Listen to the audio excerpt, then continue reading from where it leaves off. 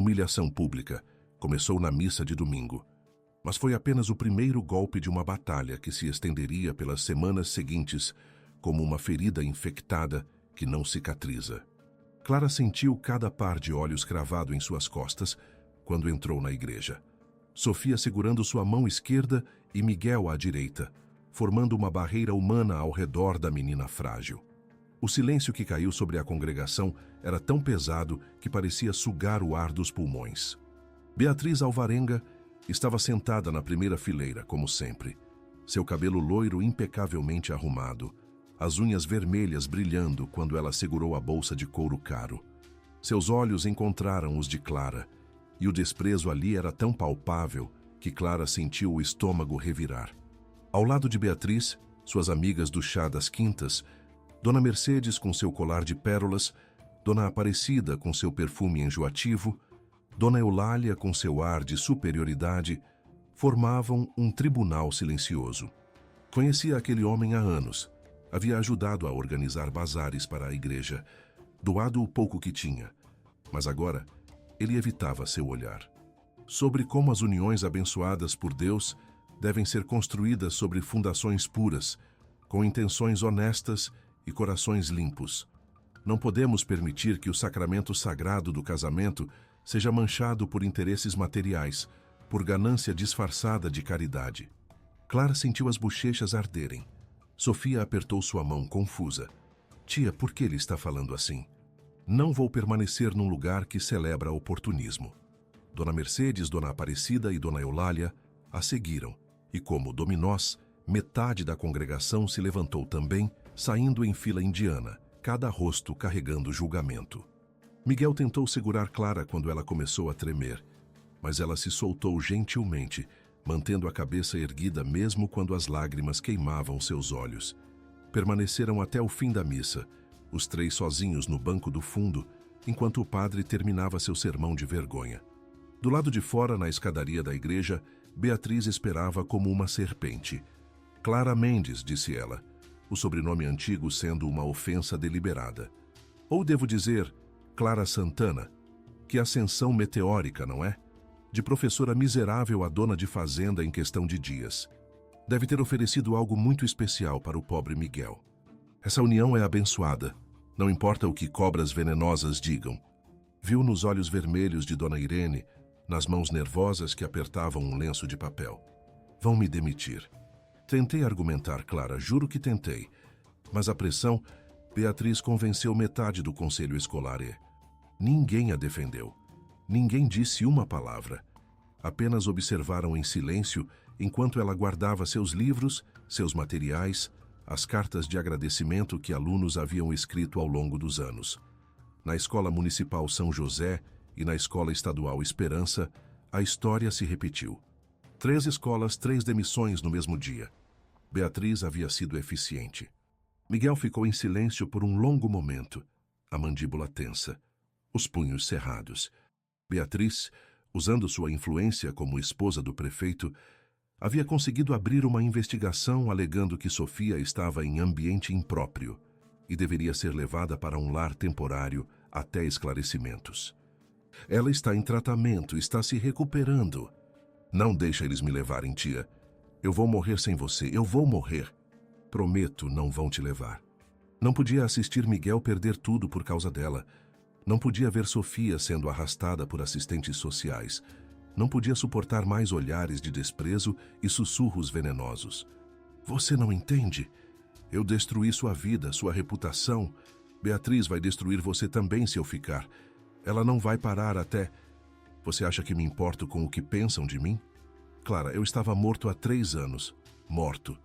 Apenas respirando por hábito. E você e Sofia, vocês me fizeram sentir algo de novo. Raiva, sim, mas também proteção, propósito, esperança. Pela primeira vez em 3 anos, acordo de manhã e quero acordar.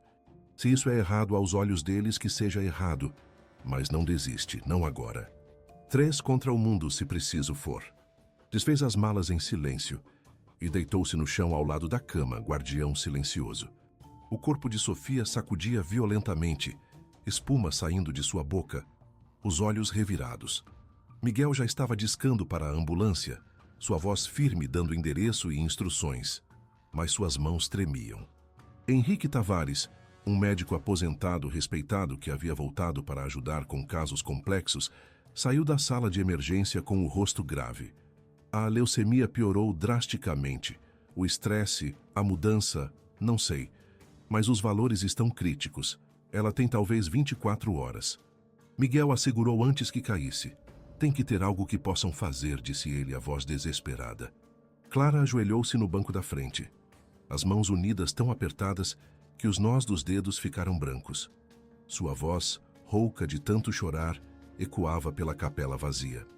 Aceito as humilhações, aceito perder meu trabalho, aceito que as pessoas me odeiem, me chamem de prostituta, de interesseira, de aproveitadora. Aceito carregar essa cruz, mas não leva minha menina. Ela é tudo que tenho. Por favor, Deus, por favor. Se alguma vez ouviste minhas orações, ouve essa. Não leva minha Sofia. Deus, disse ele, e sua voz era áspera, cheia de raiva e dor e algo que poderia ser fé. Eu te questionei quando levaste minha esposa. Gritei, blasfemei, te amaldiçoei. Mas se ainda ouves um pecador como eu, um homem que te virou as costas, não deixa esta criança morrer. Ela é inocente. E Clara não merece mais sofrimento. Se precisas levar alguém, leva eu. Mas poupa elas, por favor, eu imploro. Ele caiu de joelhos ao lado de Clara, e os dois oraram juntos, suas vozes se misturando em súplicas desesperadas, enquanto o céu começava a clarear do lado de fora. Clara e Miguel se viraram preparados para o pior. Como se algo tivesse mudado da noite para o dia. Não foi o tratamento. É cedo demais para ele fazer efeito. Eu não tenho explicação médica para isso. Não sabia se falava com um médico ou com Deus, mas não importava. Mas enquanto celebravam silenciosamente o milagre no quarto de hospital, uma mulher elegante de tailleur caro estacionava na frente da delegacia de Vale do Sol. Doutora Camila Fonseca, advogada de São Paulo, carregava uma pasta cheia de documentos e uma notícia que explodira a cidade como uma bomba nuclear. Beatriz Alvarenga, preparando seu próximo ataque contra Clara na reunião do Conselho Municipal daquela tarde, não fazia ideia de que, em poucas horas, seria ela a humilhada diante de todos. A humilhação pública começou na missa de domingo, mas foi apenas o primeiro golpe de uma batalha que se estenderia pelas semanas seguintes como uma ferida infectada que não cicatriza. Clara sentiu cada par de olhos cravado em suas costas quando entrou na igreja. Sofia segurando sua mão esquerda e Miguel à direita, formando uma barreira humana ao redor da menina frágil. O silêncio que caiu sobre a congregação era tão pesado que parecia sugar o ar dos pulmões. Beatriz Alvarenga estava sentada na primeira fileira, como sempre. Seu cabelo loiro impecavelmente arrumado, as unhas vermelhas brilhando quando ela segurou a bolsa de couro caro. Seus olhos encontraram os de Clara, e o desprezo ali era tão palpável que Clara sentiu o estômago revirar. Ao lado de Beatriz, suas amigas do chá das quintas, Dona Mercedes com seu colar de pérolas, Dona Aparecida com seu perfume enjoativo, Dona Eulália com seu ar de superioridade, formavam um tribunal silencioso. Conhecia aquele homem há anos, havia ajudado a organizar bazares para a igreja, doado o pouco que tinha, mas agora ele evitava seu olhar. Sobre como as uniões abençoadas por Deus devem ser construídas sobre fundações puras, com intenções honestas e corações limpos. Não podemos permitir que o sacramento sagrado do casamento seja manchado por interesses materiais, por ganância disfarçada de caridade. Clara sentiu as bochechas arderem. Sofia apertou sua mão, confusa. Tia, por que ele está falando assim? Se não vou permanecer num lugar que celebra oportunismo. Dona Mercedes, Dona Aparecida e Dona Eulália a seguiram, e como dominós, metade da congregação se levantou também, saindo em fila indiana, cada rosto carregando julgamento. Miguel tentou segurar Clara quando ela começou a tremer, mas ela se soltou gentilmente, mantendo a cabeça erguida mesmo quando as lágrimas queimavam seus olhos. Permaneceram até o fim da missa, os três sozinhos no banco do fundo, enquanto o padre terminava seu sermão de vergonha. Do lado de fora, na escadaria da igreja, Beatriz esperava como uma serpente. Clara Mendes, disse ela, o sobrenome antigo sendo uma ofensa deliberada. Ou devo dizer, Clara Santana. Que ascensão meteórica, não é? De professora miserável a dona de fazenda em questão de dias. Deve ter oferecido algo muito especial para o pobre Miguel. Essa união é abençoada, não importa o que cobras venenosas digam. Viu nos olhos vermelhos de Dona Irene, nas mãos nervosas que apertavam um lenço de papel. Vão me demitir. Tentei argumentar, Clara, juro que tentei. Mas a pressão, Beatriz convenceu metade do conselho escolar e... Ninguém a defendeu. Ninguém disse uma palavra. Apenas observaram em silêncio enquanto ela guardava seus livros, seus materiais, as cartas de agradecimento que alunos haviam escrito ao longo dos anos. Na Escola Municipal São José e na Escola Estadual Esperança, a história se repetiu. 3 escolas, 3 demissões no mesmo dia. Beatriz havia sido eficiente. Miguel ficou em silêncio por um longo momento, a mandíbula tensa, os punhos cerrados. Beatriz, usando sua influência como esposa do prefeito, havia conseguido abrir uma investigação alegando que Sofia estava em ambiente impróprio e deveria ser levada para um lar temporário até esclarecimentos. Ela está em tratamento, está se recuperando. Não deixa eles me levarem, tia. Eu vou morrer sem você, eu vou morrer. Prometo, não vão te levar. Não podia assistir Miguel perder tudo por causa dela. Não podia ver Sofia sendo arrastada por assistentes sociais. Não podia suportar mais olhares de desprezo e sussurros venenosos. Você não entende? Eu destruí sua vida, sua reputação. Beatriz vai destruir você também se eu ficar. Ela não vai parar até... Você acha que me importo com o que pensam de mim? Clara, eu estava morto há 3 anos. Morto. Apenas respirando por hábito. E você e Sofia, vocês me fizeram sentir algo de novo. Raiva, sim, mas também proteção, propósito, esperança. Pela primeira vez em 3 anos, acordo de manhã e quero acordar. Se isso é errado aos olhos deles, que seja errado. Mas não desiste, não agora. 3 contra o mundo, se preciso for. Desfez as malas em silêncio e deitou-se no chão ao lado da cama, guardião silencioso. O corpo de Sofia sacudia violentamente, espuma saindo de sua boca, os olhos revirados. Miguel já estava discando para a ambulância, sua voz firme dando endereço e instruções, mas suas mãos tremiam. Henrique Tavares, um médico aposentado respeitado que havia voltado para ajudar com casos complexos, saiu da sala de emergência com o rosto grave. A leucemia piorou drasticamente. O estresse, a mudança, não sei. Mas os valores estão críticos. Ela tem talvez 24 horas. Miguel assegurou antes que caísse. Tem que ter algo que possam fazer, disse ele, a voz desesperada. Clara ajoelhou-se no banco da frente. As mãos unidas tão apertadas que os nós dos dedos ficaram brancos. Sua voz, rouca de tanto chorar, ecoava pela capela vazia. Aceito as humilhações, aceito perder meu trabalho, aceito que as pessoas me odeiem, me chamem de prostituta, de interesseira, de aproveitadora. Aceito carregar essa cruz, mas não leva minha menina. Ela é tudo que tenho. Por favor, Deus, por favor. Se alguma vez ouviste minhas orações, ouve essa. Não leva minha Sofia. Deus, disse ele, e sua voz era áspera, cheia de raiva e dor e algo que poderia ser fé. Eu te questionei quando levaste minha esposa. Gritei, blasfemei, te amaldiçoei. Mas se ainda ouves um pecador como eu, um homem que te virou as costas, não deixa esta criança morrer. Ela é inocente. E Clara não merece mais sofrimento. Se precisas levar alguém, leva eu. Mas poupa elas, por favor, eu imploro. Ele caiu de joelhos ao lado de Clara, e os dois oraram juntos, suas vozes se misturando em súplicas desesperadas, enquanto o céu começava a clarear do lado de fora. Clara e Miguel se viraram, preparados para o pior. Como se algo tivesse mudado da noite para o dia. Não foi o tratamento. É cedo demais para ele fazer efeito. Eu não tenho explicação médica para isso. Não sabia se falava com um médico ou com Deus, mas não importava. Mas enquanto celebravam silenciosamente o milagre no quarto de hospital, uma mulher elegante de tailleur caro estacionava na frente da delegacia de Vale do Sol. Doutora Camila Fonseca, advogada de São Paulo, carregava uma pasta cheia de documentos e uma notícia que explodira a cidade como uma bomba nuclear.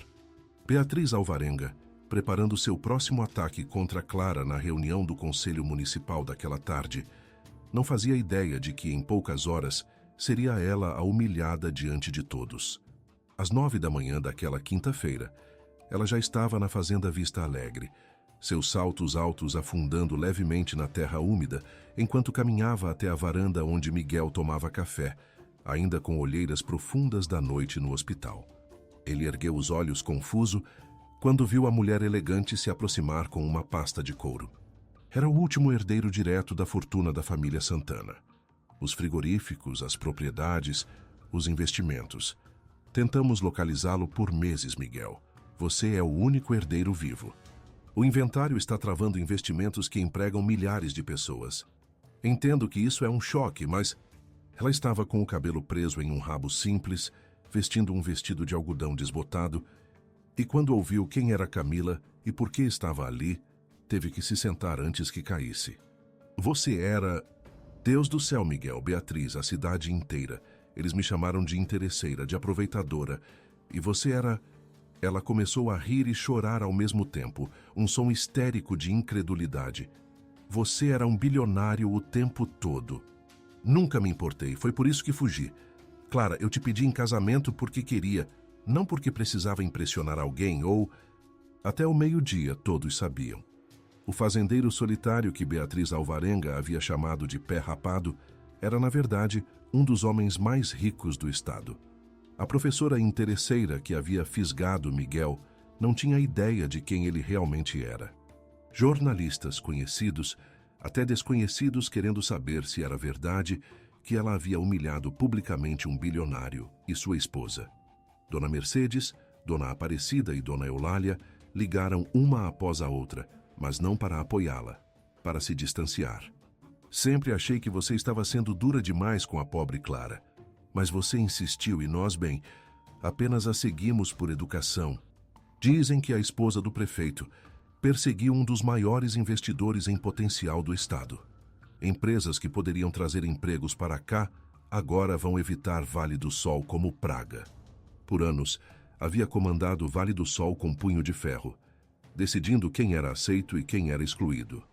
E agora, por causa de seu orgulho, seu ódio irracional por uma professora humilde, havia se tornado a pária.